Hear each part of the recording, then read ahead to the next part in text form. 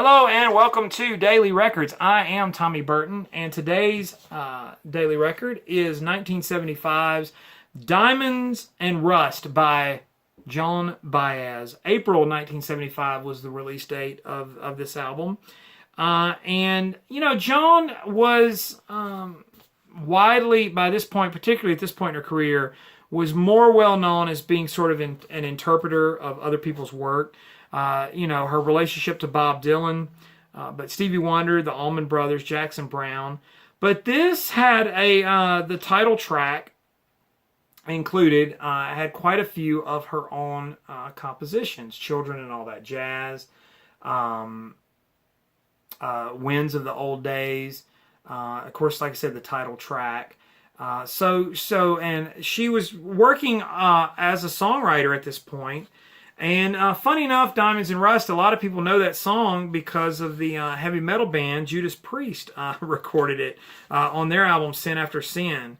And it's become one of their most well-known songs. But a lot of people know the title track, Diamonds and Rust, because it was a pointed commentary on her relationship with Bob Dylan, which was sort of this on-again, off-again thing.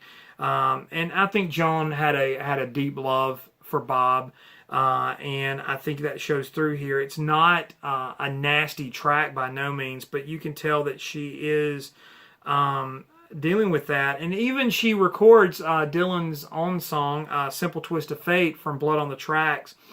She records it on this, and she actually, in one of the verses, does sort of a funny impersonation of Bob while she sings it. And of course she did the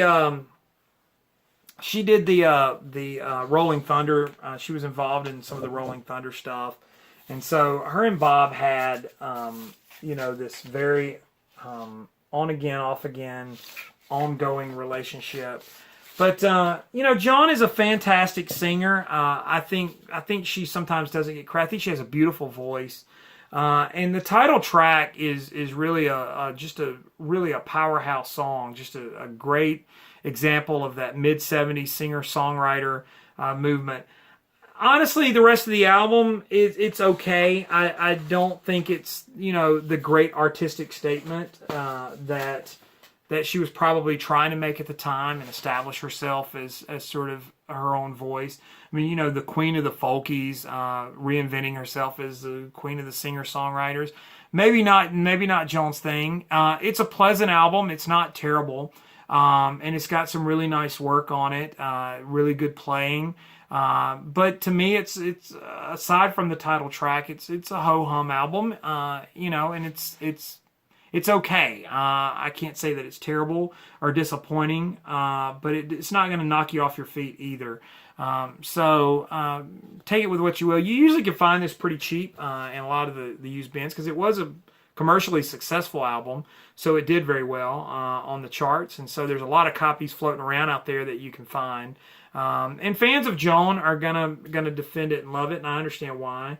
It's a good album. It's not a great album, but it's not a terrible album either. So Diamonds and Rust by Joan Baez, today's Daily Record.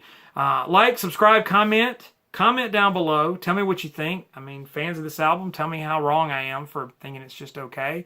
Maybe I need to give it a few more listens. And share the video if you know any Joan Baez fans and you want to rile them up. Go ahead and send them this. You send them my way.